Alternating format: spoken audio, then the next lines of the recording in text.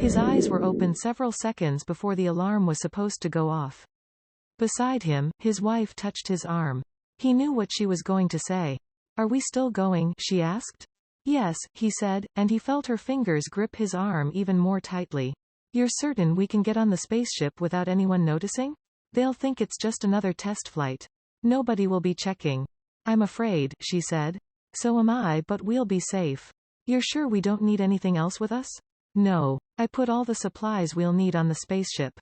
Anyway, we can't carry anything past the guard. He has to think that you and the children are just coming to see me take off." "But won't the guard think it's funny? That the family next door is coming to see you off too?" "We'll just have to take that chance." In the next room, he heard the children's voices. "At least they don't know what's happening," he thought. "They think they're going to take me down to the field, they don't know they're never coming back." It seemed so difficult, but there was no other way. In a few years, there would be another terrible war, and the entire planet would be destroyed. If they escaped now, they could begin all over again on a new planet. He sighed, and went down the ramp to join his family for breakfast. "Pretty soon, Dad?" the son asked. "Yes," he answered. "Very soon." A dish shattered on the floor and his wife bent to pick it up. "What's the matter?" asked her daughter. "Nothing, dear," she said. "Drink your juice, our friends will be here soon."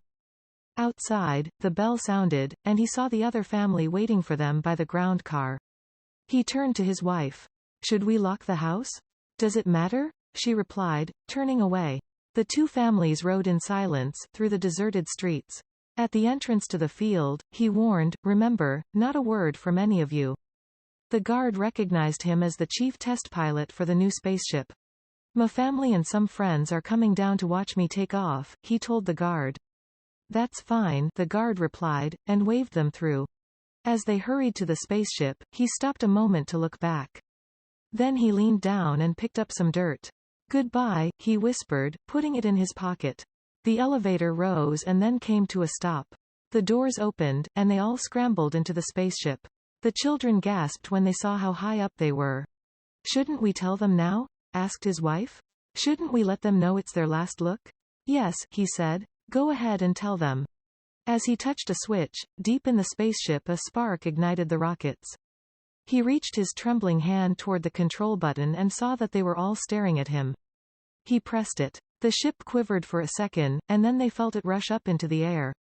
Faster and faster. He watched the children turn to the windows. "Goodbye," they said, "goodbye." He sank down wearily at the controls. "You know where we're headed?"